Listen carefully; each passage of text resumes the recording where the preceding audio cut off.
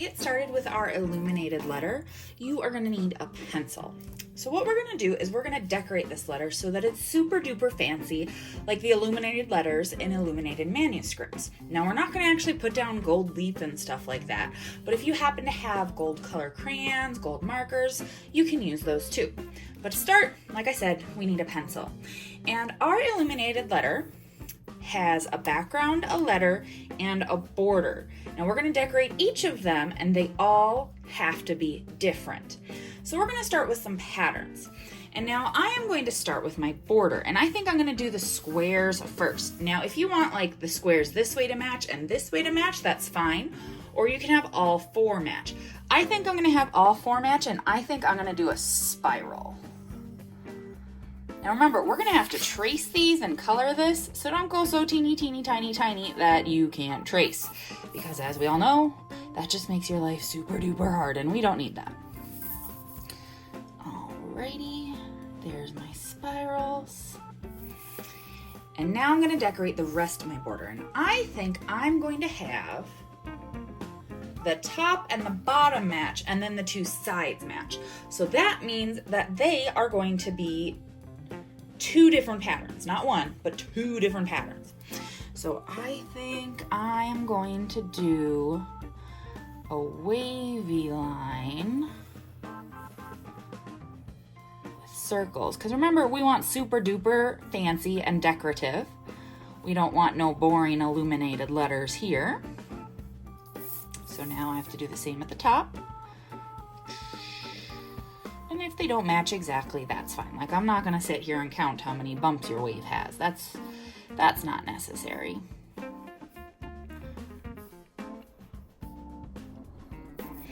All right, and then I think down the sides, I'm gonna do a zigzag line with triangles in it.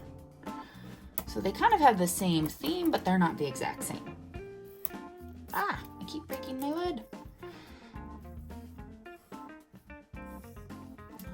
Triangles, triangles.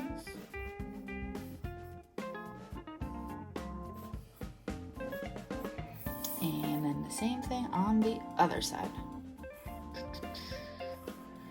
Zigzag.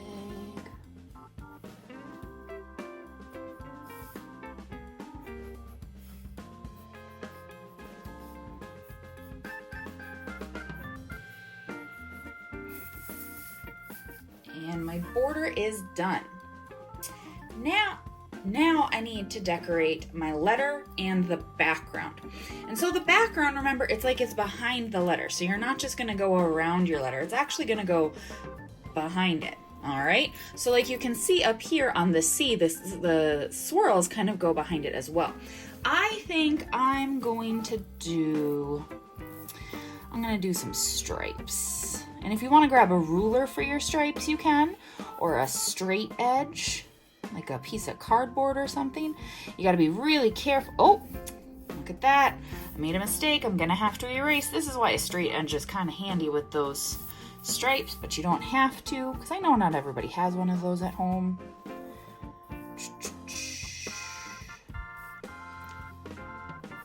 Now, after you're done with this sheet, if you want to make a fancy illuminated letter that's for like the letter of your name, that is just fine. We're doing M is for Mustangs because that is our school mascot. We love our Mustangs. Alrighty. Keep on keeping on. Now my stripes kind of make it look sort of fancy, but I think I could make it even fancier. So I think I'm going to go in and maybe I'm going to put some dashed lines in my stripes as well. To really fancy it up. Because remember, those illuminated letters are like the fanciest part of the whole illuminated manuscript. And they're already really, really fancy. So, now just think, if you were doing like a real illuminated letter in an illuminated manuscript, you can't erase like this. Like, they're using real ink and real gold. Ooh, that would take a lot of practice. Almost done. They're kind of like roads. Got a lot of roads in the background. All right, and now I have to make my letter super duper fancy.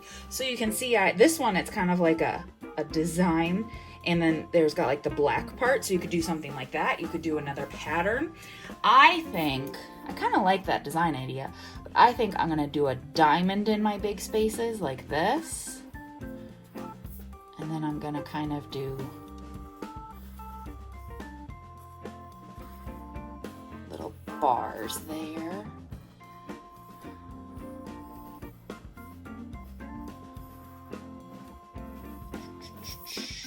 I think I need a diamond here. Some more little bars. Maybe like some little triangles on this one. And I don't think I'm gonna be able to fit anything in there. You might be able to, but. All right, so my letter now looks super duper fancy, and it's ready for the next step. Now the next step will, of course, that step is color. Now, if you want to trace first, you can, or you can just jump right in. You can use crayons, colored pencils, markers, whatever you happen to have at home. So I think I'm going to trace mine first with a black marker, so that mine kind of looks like that ink that they use on the page with like the fun quills and stuff. So I think I'm going to trace mine first with a black marker, so it kind of looks like the ink on the page with the fun quills and stuff. I'm actually going to fast forward through this part so you'll see it, but it'll look like I'm going super duper fast. But remember, when we trace things, slow and steady is the best way to go, because we don't want to like accidentally make marks where there shouldn't be marks.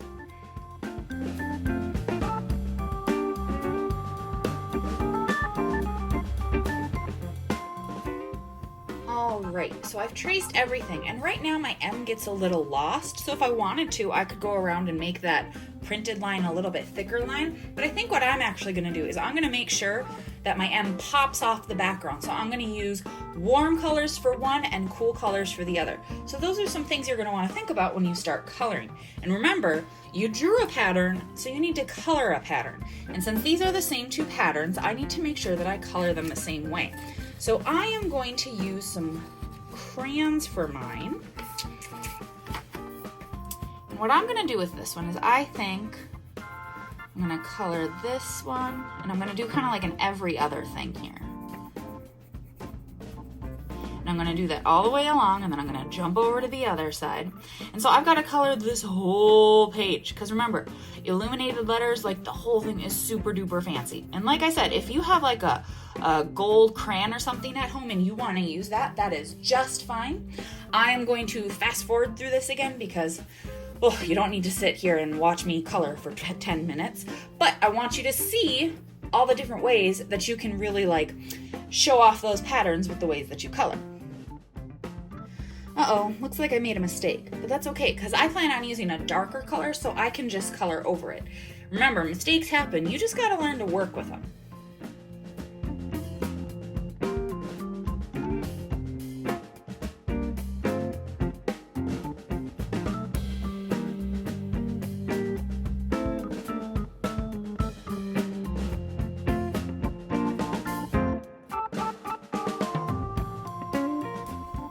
Alright, now that I'm done coloring, I'm just going to double check, make sure I fill in any spots that I might have missed, but you really want to make sure that your M is as fancy as possible. I actually kind of like how I had with the yellow background. It kind of makes it look like that might be gold, and that might be my gold leaf for the background. And I mixed my colors here, you see, and I really liked how that turned out, so I did it all the way through. Alright, so now that you're done, you can turn it in.